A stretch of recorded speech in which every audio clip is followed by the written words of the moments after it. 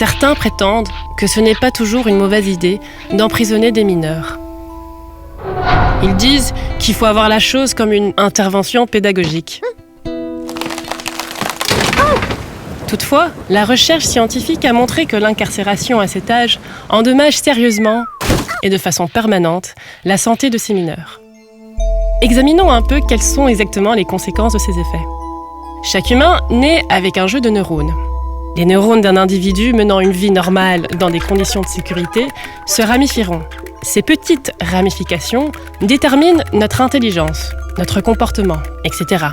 Elles déterminent fondamentalement qui nous sommes. Un ado de 18 ans peut faire beaucoup de choses qu'un gosse de 11 ans ne peut faire. Comme par exemple, réfléchir à des choses abstraites, relativiser, philosopher. Les cerveaux sont également équipés de ce que nous pouvons appeler une mise en garde ou centre d'alerte, dont la tâche principale est de détecter tout genre de danger. Ils jouent un rôle clé pour nous prémunir de toutes sortes de désagréments. Pour des individus ayant développé un traumatisme, le centre d'alerte se développe toutefois de façon anormale.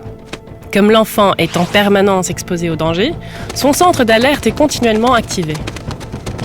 Par conséquent, ce centre d'alerte devient hyperactif et perd sa capacité à fonctionner normalement. Dans les territoires palestiniens occupés, les enfants sont fréquemment arrêtés, et pas seulement une fois, brièvement. Il s'agit d'enfants continuellement exposés à un ensemble d'expériences violentes, de façon récurrente. Ces mineurs ne comprennent pas ce qui leur arrive. Ils sont effrayés, se sentent impuissants et abandonnés. Ils n'ont personne autour d'eux pour assurer leurs droits. Une fois relâchés de prison, ils ne peuvent plus faire la différence entre une situation sûre et une situation dangereuse. Ils sont en permanence effrayés et sur leur garde. Puisque les parents n'ont pas été à même de les protéger de cette situation, le lien avec leur famille, si vital pour leur futur développement, se détériore en permanence. Ces mineurs risquent de développer un syndrome de la victime, où ils peuvent être enclins à recourir à la violence.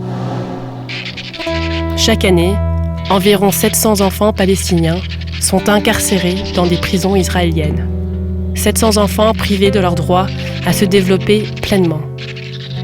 Faites sans chance de perdu pour la paix. Cette situation peut changer.